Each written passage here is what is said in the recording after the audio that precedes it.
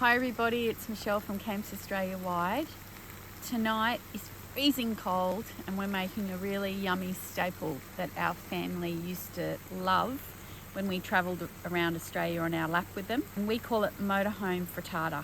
So look, we've already done the first few stages.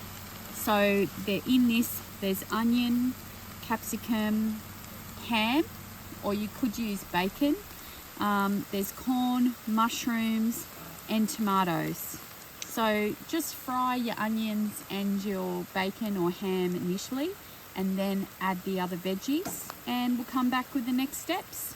Hi again. So we're making Motorhome Frittata, and so to the veggies we've just added egg and a bit of spinach and some cheese. And that's really all it is. Mix your eggs first before you put it over it, and you just cook it till it sets. You can either put the cheese in with the egg or you can have it on top like we've done here tonight. We serve this up with a bit of salad and dinner's done.